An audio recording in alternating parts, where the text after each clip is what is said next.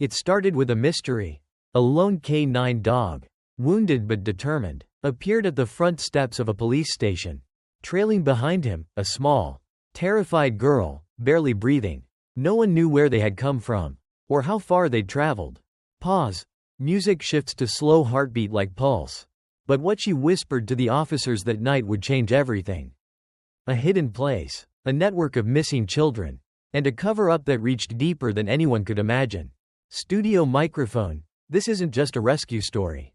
It's a story of instinct, of loyalty, of a K9 who refused to give up, when everyone else had already looked away. Welcome to Heroic Animals, the channel where we bring you true stories of animals who went above and beyond to protect, to save, and to lead. Here, we don't tell fairy tales. We tell the truth, raw, real, and unforgettable. Because sometimes, the greatest heroes in the world don't carry guns. They wear fur, and they run into darkness when no one else will. It was 2:07 a.m. when Officer Marissa Cole heard the scratching. Not the wind, not a branch, a deliberate, desperate scratching at the glass doors of the Maple Ridge police station. She stepped into the lobby, expecting maybe a stray cat or some half-drunk local trying to get warm. What she found froze her in place. A mud-caked German shepherd, panting heavily, stood just outside the sliding door. His coat was matted with twigs and dried blood, not his own. And he was dragging something. No, someone. A small, limp figure in torn pajamas. A little girl. Marissa ran. The automatic doors parted, and the dog stepped aside just enough to let her scoop the child into her arms. She was freezing, her skin pale, lips blue tinge, feet bare and raw, bruises along her wrists, scratches across her arms. The German shepherd sat down beside her silently, eyes locked onto Marissa with a quiet urgency, like he'd delivered the message. And now he was waiting for someone to understand it. By 2:15, the child was under warm blankets in the station's back office. EMTs en route. Marissa offered her warm tea, wrapped her in coats, gently brushed dirt from her matted hair. The girl trembled, but didn't cry, didn't speak, until she whispered just 3 words. "They're still there." Marissa leaned closer. "Who, sweetheart? Who's still there?" The girl turned slowly to the dog, who hadn't moved an inch. "He helped me run, but the others, they couldn't." Captain Harlan arrived within 20 minutes. Called from home the moment the situation broke. He took one look at the dog, then at the girl, and said, "Get animal control and missing persons on the line. Now." But the dog, he refused to leave. When an officer tried to gently coax him toward a holding crate, he growled low. Not a threat, just a warning. The girl turned her face toward him again.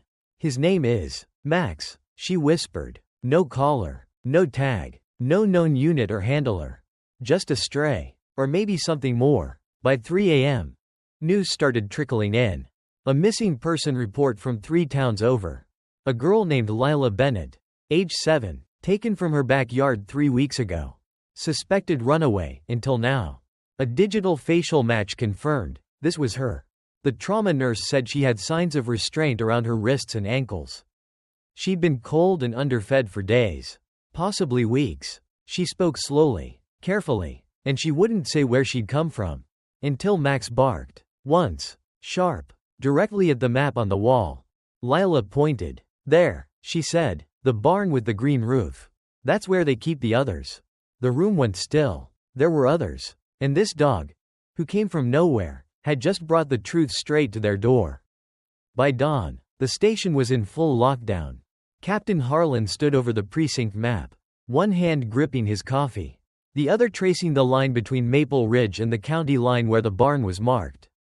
The girl, Lila Bennett, was stable, still weak, but responsive. She clutched a stuffed bear given by a medic and answered questions carefully, often glancing toward Max for reassurance. "How many others were with you, Lila?" 6, she whispered. "Maybe more. Some couldn't talk." "Who was keeping you there?" "A woman, and a man with gloves." He never talked. He just looked. Every word made the room colder. But it was Max who made the room move. When a detective tried marking another potential site on the map, Max stood abruptly and barked, loud, firm, at the red circle drawn by Lila. Then he turned toward the door. And sat, waiting, not confused, Not anxious. Waiting. It wasn't a guess. It was a trail. The barn Lila described was just outside a forgotten town line. Technically private property. Technically unsearched. No warrant. No time. Let's do it right, Harlan said. Federal backup. Warrants. We go by the book. But Marissa looked at Max. He was pacing now. Low growls. Sharp movements. Hackles raised. She whispered, "He doesn't think we have time."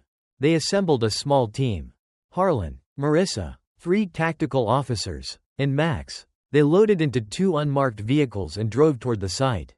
As they neared the location, Max grew more alert, ears forward, body rigid. At a small gravel pull-off, he began to bark rapidly and scratched at the door.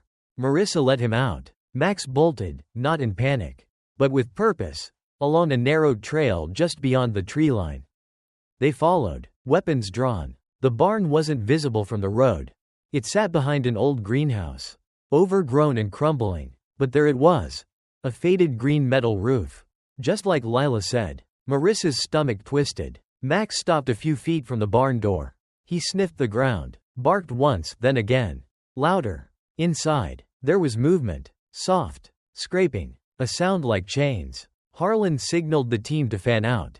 Probable cause confirmed. Move in. The door creaked open. It wasn't locked. Inside, the air was musty, cold, and heavy with ammonia and fear.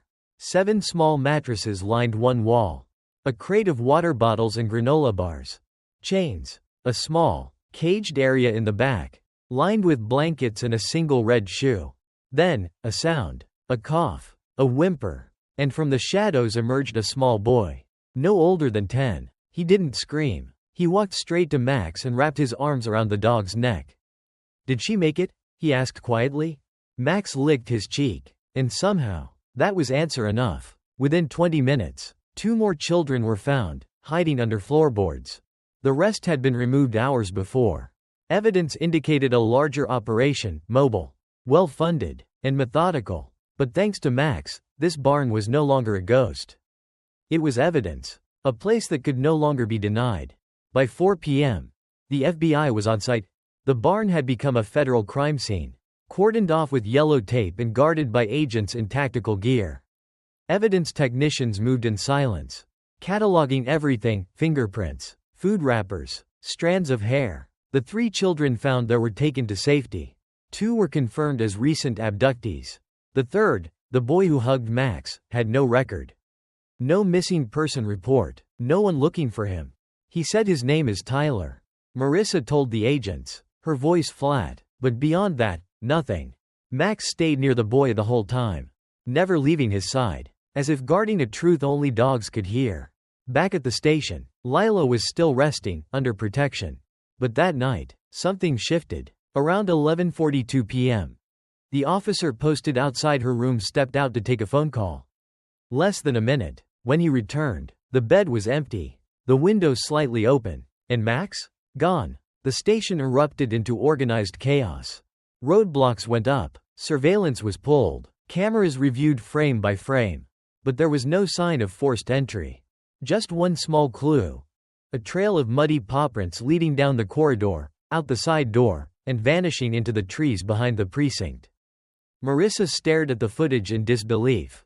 He went with her. Harlan was less sure, or she followed him. Either way, they were gone. Again. By morning, public pressure was boiling. The rescue made headlines. The barn raid was trending nationwide. But so was the disappearance. Girl who escaped captors vanishes again. Police dog missing too. Fingers pointed. Conspiracies flew. Why wasn't she guarded more carefully? Where was the dog really from? Why did he come to them in the first place? Marissa couldn't sit still. She combed through the surveillance footage again and again. And then she saw it. Something odd. The moment before the officer stepped away, a car pulled up across the street. Dark windows. No plates. The passenger didn't get out. But when the camera zoomed and enhanced, you could see it. A red thread bracelet on the wrist. Lila had worn one. So had the other children in the barn. Marked. Tracked. Owned. Max wasn't lost. He was chasing them. Again. The forest near the station was vast, acres of old logging land. Unofficial trails, long forgotten by locals. But Max remembered. By mid-morning, a deputy patrolling the East Line found something near a stream. A piece of pajama fabric. And a tiny footprint in the mud. He radioed it in. 10 minutes later, Marissa was on the trail. And 30 minutes after that, she found it. A small, moss-covered bunker, barely visible under vines and brush. The door was slightly ajar. Inside, silence. Then, a low growl. Max, standing over Lila. Safe, alive. But something was wrong. Her hands were shaking, her eyes wide, not with fear, but with knowledge. "There's more," she whispered. Then she pointed to a small hatch in the bunker floor. "It's not just a hiding place. It's an entrance." The hatch was barely the size of a crawl space. Rust-stained, half-buried, hidden under years of moss and forest rot. If Lila hadn't pointed directly to it, no one would have even known it existed. Captain Harlan arrived within minutes. The FBI followed. Max never moved from the hatch. He paced around it, sniffed the hinges, whined low like he was warning them. Lila stood next to him, her hand brushing his fur, whispering, "They used to bring people down there. I heard doors and crying." "Is it a cellar?" one agent asked. "No," she said. "It's a tunnel. A long one." The decision was made. Marissa geared up first. Helmet, vest, flashlight. Max was given the green light to go ahead, if he was willing.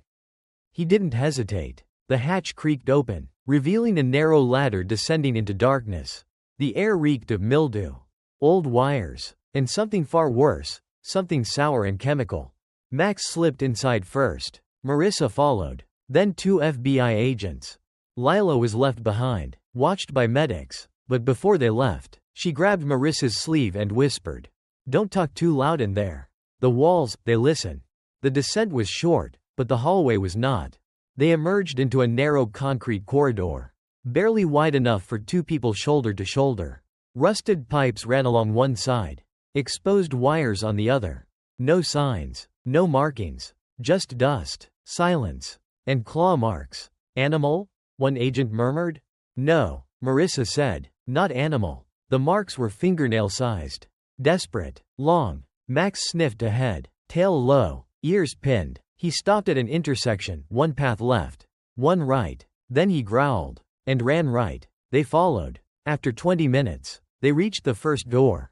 A metal slab with no handle, just a keypad and a small, broken camera above it. "This isn't old," an agent said. "This place had power. Still does." Marissa noted. "Feel that? Warm air." She placed her hand near a vent. It was blowing, not hard, but steady. Then Max barked. Once. Loud. Behind them, something shifted. A second door, hidden in the wall, slid open with a hiss. Everyone froze. Max stared into the darkness beyond it, and stepped forward. The room was pristine. Tiled floor, clean counters, a cot in the corner.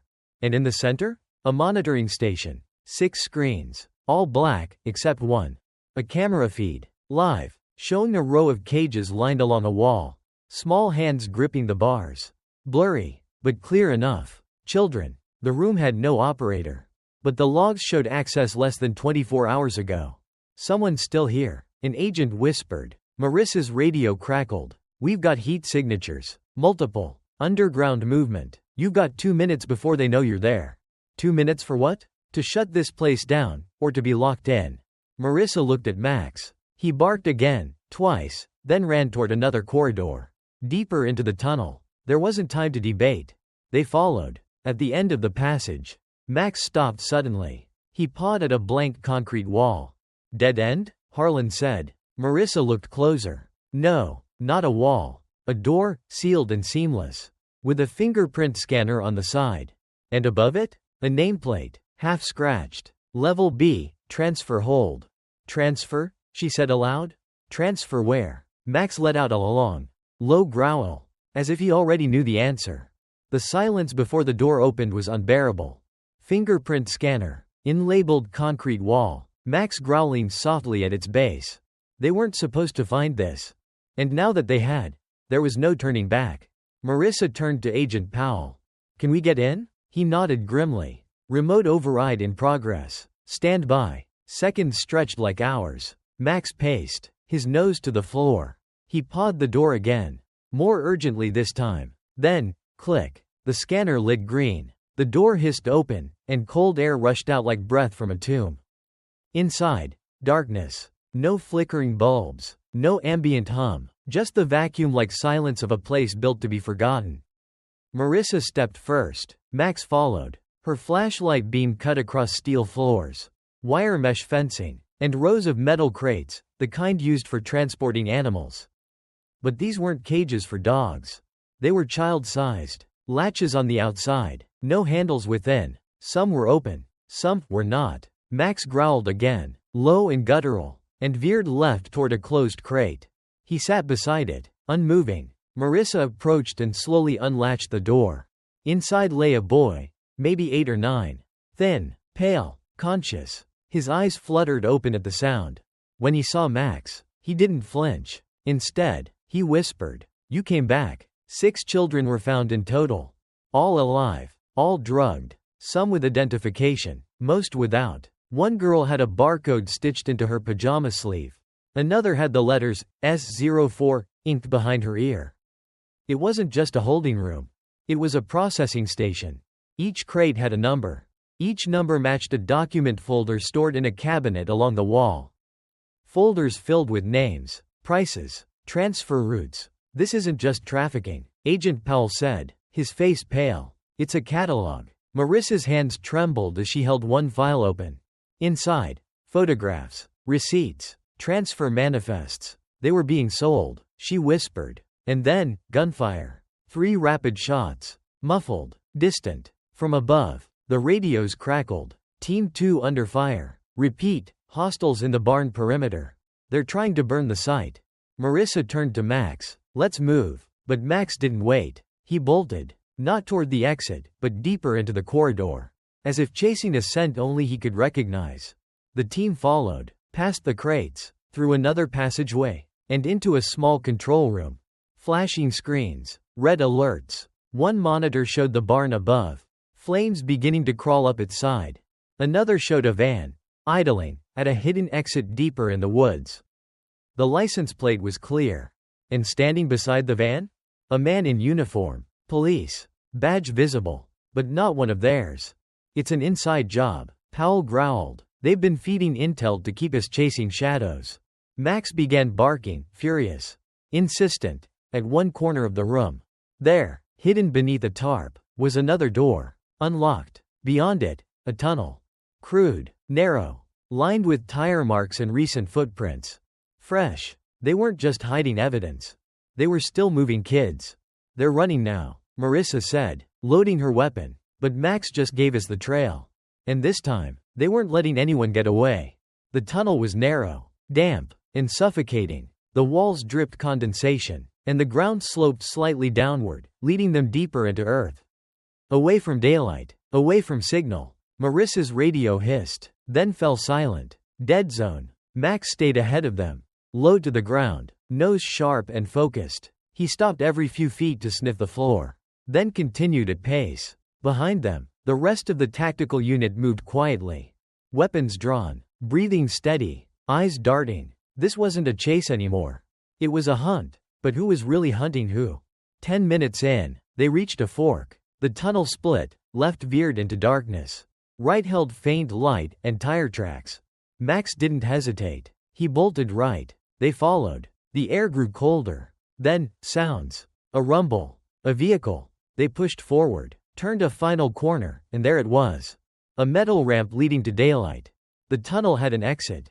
And at the top of the ramp, a van. Engine still warm. Abandoned. "We just missed them," Marissa growled. Max ran to the side of the ramp, sniffed the ground, then froze. He barked. Twice. Then growled, deep, low, and dangerous. Something was off. And that's when Marissa saw it too. Tripwires. Just beneath the van's rear tires. Thin, nearly invisible. Connected to a small black device tucked under the ramp. "Everyone, get back." Too late. A blast erupted behind them. Not powerful enough to kill, but strong enough to collapse the entry they came through. Dust and dirt poured from the ceiling. They were trapped. "Regroup," Harlan ordered. "Secure the area. Count heads." Max limped slightly, his front paw scraped by debris, but he stood firm. Marissa knelt beside him. You okay, boy? He licked her cheek and looked back at the ramp, his way of saying, we're not done. Just outside the tunnel exit, agents finally arrived. They spotted the van, empty, but not clean. Inside was blood, a child's sweater, and a burner phone, wiped but still active. Marissa handed it to the tech officer.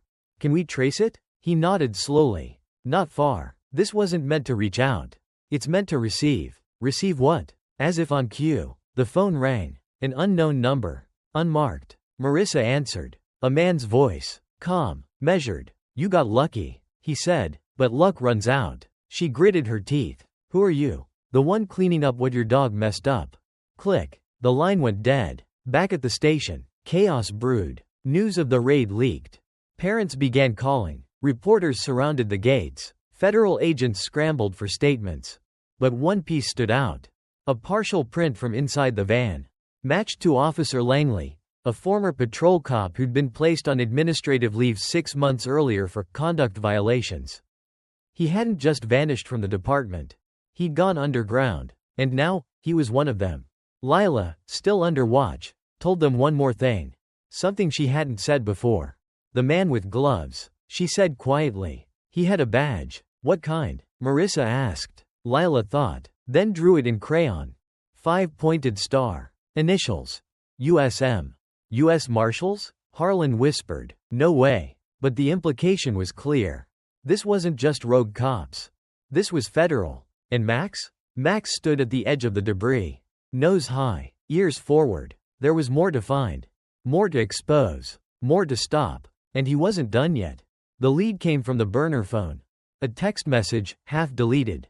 Timestamped 2 hours before the raid, still lingered in the device's memory. Shift moved. Relocate to 14W site. Confirm via badge. There was no contact name. No confirmation reply. But in a federal database. 14W wasn't random. It was shorthand used by interagency task forces, unofficial safehouse designation. Meaning, not on any public map. Accessible only by those with clearance. Marissa and Harlan stood in the dimly lit tech room of the station. Staring at a grainy satellite image. A square compound. One building. One garage. One entry road. No official name. No agency listed. But plenty of surveillance around it. It's owned by a shell company. The agent said. Tied to federal contractors. No one's supposed to know it's there. But someone does. Marissa muttered. Max growled softly at the screen. His way of saying that's the place. They deployed with a joint team. FBI. State Police. Tactical K-9 unit. But only one dog led the way. Max. Still limping from the tunnel collapse. Still refusing to be sidelined. He rode in the front seat of the lead vehicle. Eyes fixed out the window. Head resting on Marissa's arm. He knew this wasn't over. Not yet. The convoy arrived at dawn. The compound was dead quiet.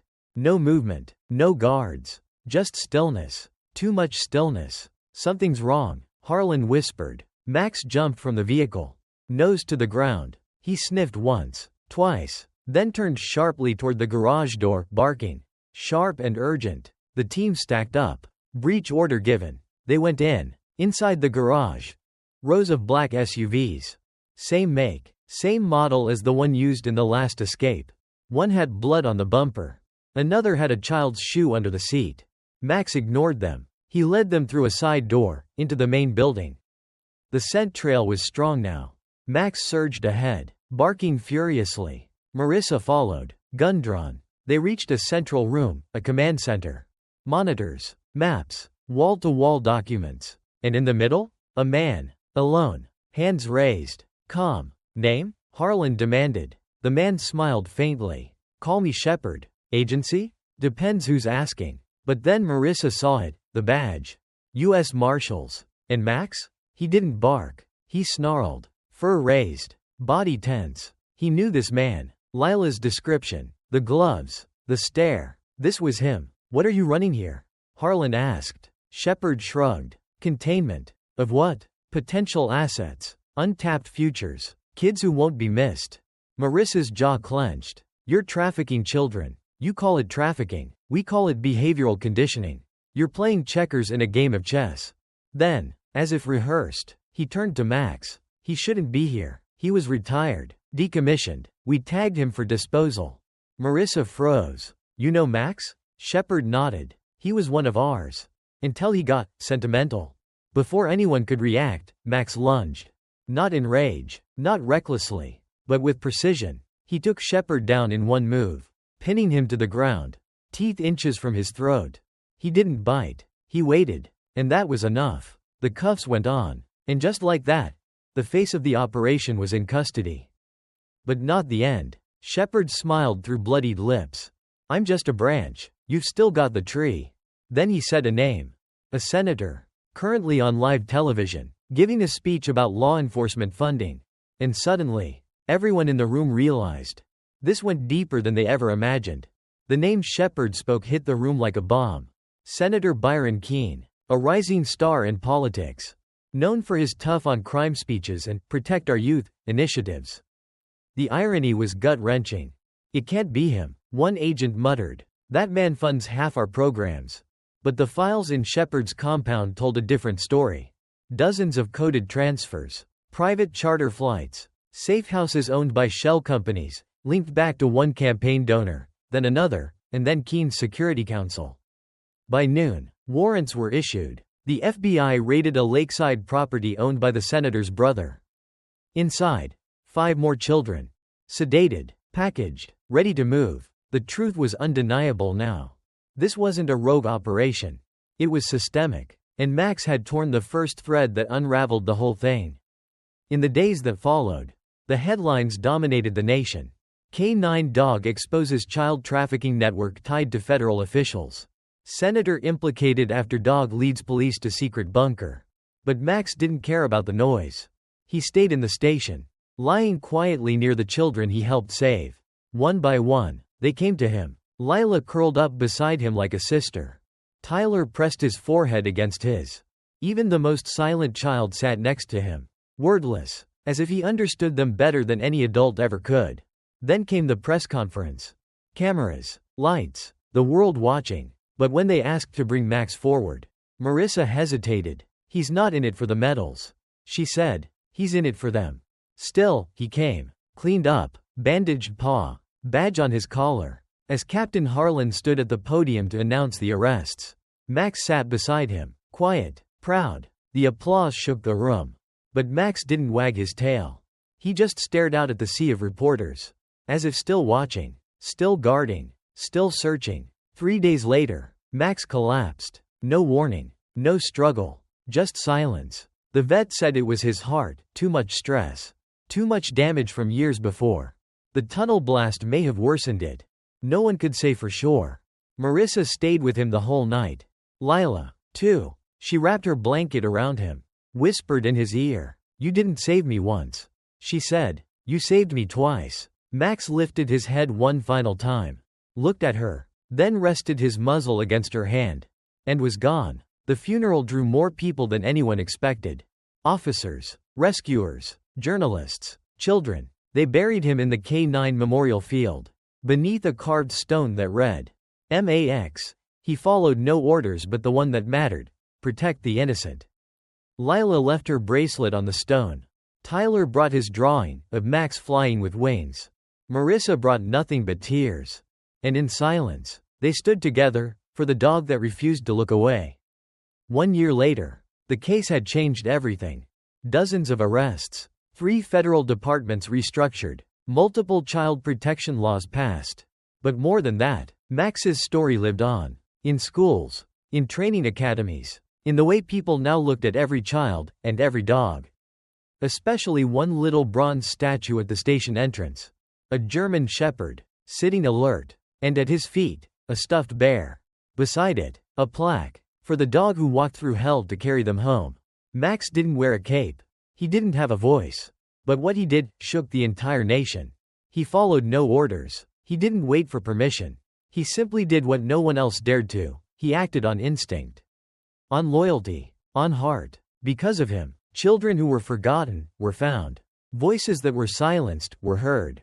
And secrets buried deep beneath corruption were finally brought to light. Pause. Gentle music swells. Max gave everything, not for recognition, Not for medals, but for something greater, the innocent. He may be gone now, but his spirit lives on. In every child he saved. In every officer who still believes in justice. And in every story we tell on this channel. This is Heroic Animals. Where we honor the untold heroes with paws, fur, and unshakable courage. Because sometimes, the bravest souls don't speak. They bark. They bleed. They stay. Candle to Max, thank you for leading us through the dark. Speech balloon. What did this story mean to you? Did Max's courage move you? Did it make you look at our animal companions in a new light? Right finger, tell us in the comments. We read every one. Bell, and if you haven't yet, please subscribe.